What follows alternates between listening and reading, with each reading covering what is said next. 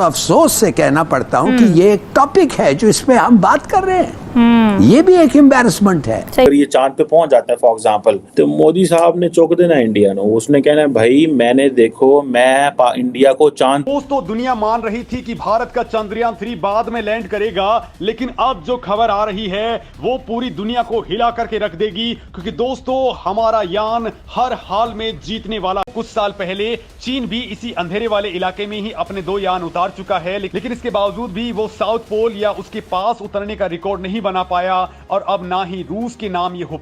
But हमारे लिए ये है गर्व की बात है कि हम साउथ पोल पर पहुंचने की सेकंड अटेम्प्ट कर रहे हैं, और मुझे पूरी उम्मीद है इस बार हम पहुंचेंगे भी और हम जीतेंगे भी। ये हमारा उड़ा है, उन्होंने भी अपना रॉकेट उड़ा दिया वहाँ पर, और वो भी साउथ पोल में, जहाँ पर हम फर्स्ट इन द वर्ल्ड बनने वाले हैं कि हम वहाँ पर लैंड करेंगे। तो हमने इंडिया की जो स्पेस डेवलपमेंट है उससे कुछ सीखने के बजाय, हमारे उस वक्त के साइंस के मिनिस्टर थे, उन्होंने मजाक उड़ाया कि उनका ये क्या काम था और उनका जो है ये मिशन नाकाम हो गया। हालांकि नासा तक ने अप्रिशिएट किया। पर आज भारत खड़ा हुआ नजर आता है कि उसको 5th largest economy, 3rd largest बनने जा रहा है, और दुनिया की जो चंद बड़ी सुपर पावर्स हैं उसमें उस रेस में दाखिल हो चुका है। आपके ख्याल में वो क्या है उनकी स्ट्रेटेजी? 5th इकोनॉमी है, सबसे बड़ी इकोनॉमी है, तो इसलिए जो है ना वो इवन के इससे कम जो है ना वो इकोनॉमीज वाले जो है ना वो ट्राई कर रहे हैं। ठीक है, तो बात ये है उनका तो बनता है ट्राई करना भी और इन्वेस्ट करना भी, और वो काफी सालों से इस पे जो है ना वो रिसर्च पे इतने पैसे जो है ना वो लगा रहे हैं कि इस चीज को सक्सेसफुल करने के लिए।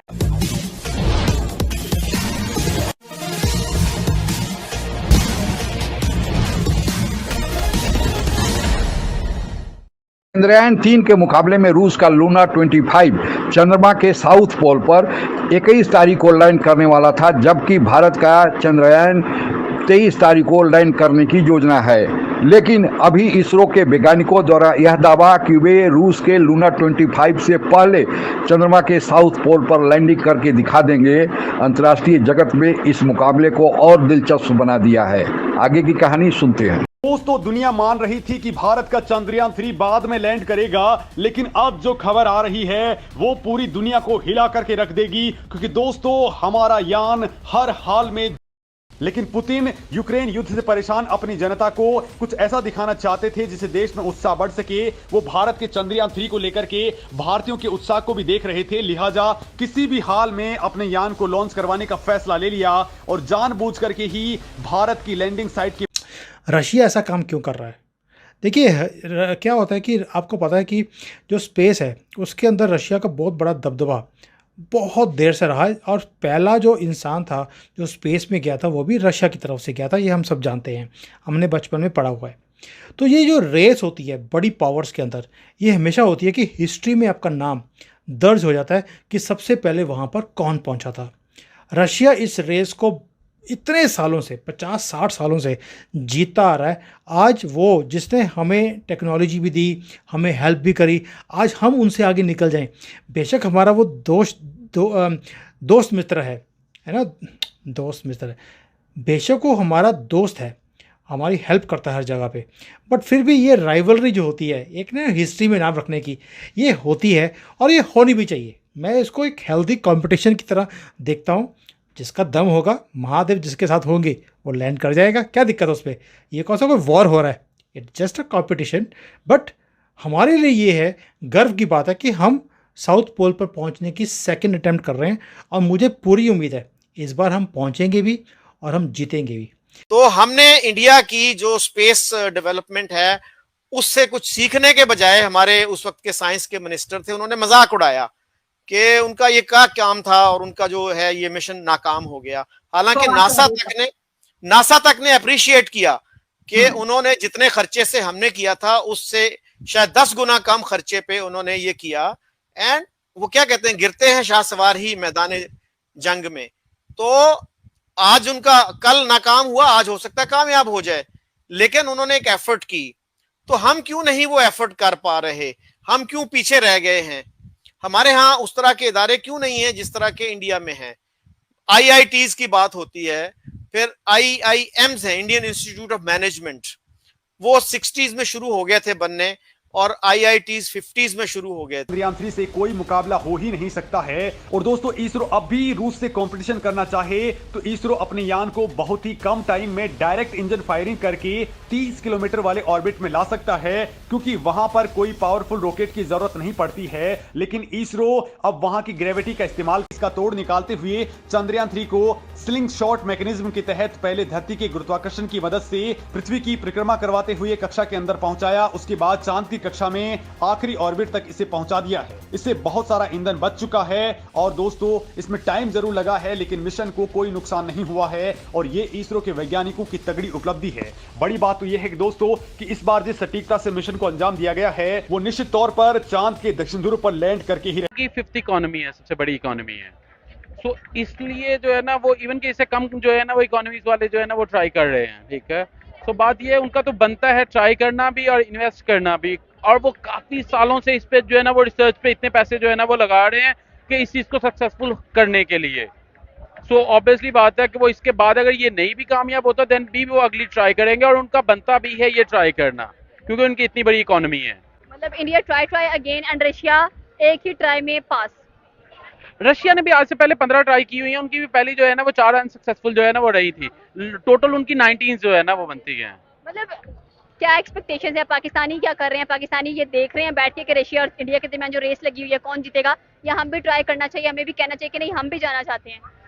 बेसिकली देखें कि ये वाले जो ख्याल है ना, ये इंसान को तब आते होते हैं जब उसके पास इतने वसाइल होते हैं। जब आप जो है ना, वो बिल्कुल हैंड टू माउथ हो के जितना आप अर्न कर रहे हो उससे खुद को फीड नहीं कर पा रहे, तो फिर आपका ये सोचना जो है ना, वो वैसे ही कह लें कि खाम ख्याली है। पर आज भारत खड़ा हुआ नजर आता है कि उसको 5th largest economy 3rd largest बनने जा रहा है और दुनिया की जो चंद बड़ी सुपर पावर्स हैं उसमें उस रेस में दाखिल हो चुका है।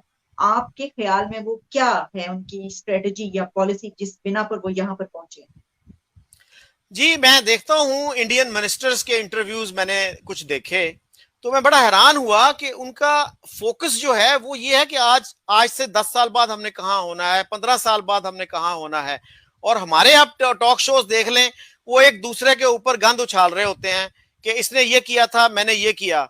किसी का विजन नहीं होता कि 10 साल बाद, 15 साल बाद, 20 साल बाद पाकिस्तान को कहाँ होना चाहिए, उसकी क्या रुकावटें हैं, किस तरह से हम वहां तक पहुंचेंगे। तो ये एक बड़ा फर्क है। अब उनकी बात ये चल रही है जी, 1.5 साल के अंदर अंदर हमने $5 ट्रिलियन की इकोनॉमी बनाना है इसको। आज वो 3700 के करीब पहुंच चुके हैं और हम 6 गुना बड़ा मुल्क है इंडिया आबादी के एतबार से। और आप देखिए कि उनकी इकोनॉमी ऑलरेडी हमसे 11 गुना या 12 गुना हो चुकी है। तो हमें बिल्कुल उसका फिक्र नहीं है।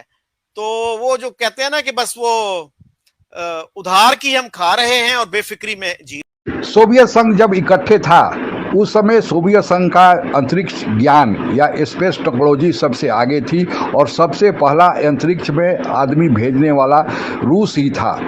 अमेरिका भी उससे पीछे था। सोवियत संघ और अमेरिका के बीच तनातनी थी, दोनों आपस में सुपर पावर की होड़ में एक दूसरे के विरोध थे। लेकिन उसके बावजूद भी अमेरिका ने अपने वैज्ञानिकों को सोवियत संघ भेजकर यह जानने की कोशिश की आखिर क्या सोवियत संघ के वैज्ञानिकों में ऐसा खास है कि वे मून मिशन के लिए चल रहे हैं, अंतरिक्ष में इतना आगे बढ़ रहे हैं और अमेरिका पीछे पड़ा हुआ है। इसके बावजूद अमेरिका ने भी सोवियत संघ की बराबरी करने की कोशिश की, लेकिन दुर्भाग्यवश 1991 में सोवियत संघ टूट गया और उसके बाद रूस सहित 15 देशों का जन्म हुआ। रूस हालांकि कोशिश करता था, लेकिन आर्थिक स्थिति उसकी उतनी अच्छी नहीं थी कि वह अब मून मिशन जैसे भारी भरकम खर्चे को बर्दाश्त कर सके और रूस का मून मिशन या अंतरिक्ष में जो उसकी टेक्नोलॉजी आगे बढ़ रही थी वह करीब करीब रुक गई। लेकिन अब जो अचानक रूस की यह का घोषणा किया जाना कि वह भारत के चंद्रयान 3 के साथ साथ अपना नूला 25 भेज रहा है, दुनिया में लोगों को आश्चर्य पैदा किया हुआ है कि आखिर क्या पड़ी थी कि रूस इतना जल्दी इस मून मिशन के लिए तैयार हो गया, जबकि रूस खुद ही यूक्रेन के साथ युद्ध में फंसा हुआ है। लोगों के बारे में कहा जा रहा है कि यूक्रेन युद्ध में चूंकि सफलता नहीं मिल रही थी, इसलिए अब रूस चाहता है कि कम से कम चंद्रयान के मुकाबले में लूना 25 भेजकर ही अपने देश के नागरिकों में थोड़ा जोश पैदा किया जाए। हालांकि यूक्रेन युद्ध के पहले ही रूस ने तैयारी कर ली थी, लेकिन वह लूना 25 छोड़ नहीं पाया था, अब वह देख रहा है कि यही समय है कि अपने देश के नागरिकों में एक जज्बा पैदा करने के लिए लूना 25 को भेजा जाए, और वह उसने भेज दिया है। आगे क्या होगा यह तो वक्त ही बताएगा कि कौन पहले लैंड करेगा, लेकिन रूस इस फील्ड में पुराना खिलाड़ी है और उसे भारत हासिल है। आज के लिए बस इतना ही। जय हिंद। आप अगर हमसे जुड़ा रहना चाहते हैं तो कृपया मेरे चैनल को सब्सक्राइब करें तथा बेल आइकन भी दबा दें ताकि नई वीडियो की जानकारी तुरंत आप तक पहुंच जाए। धन्यवाद। जय हिंद।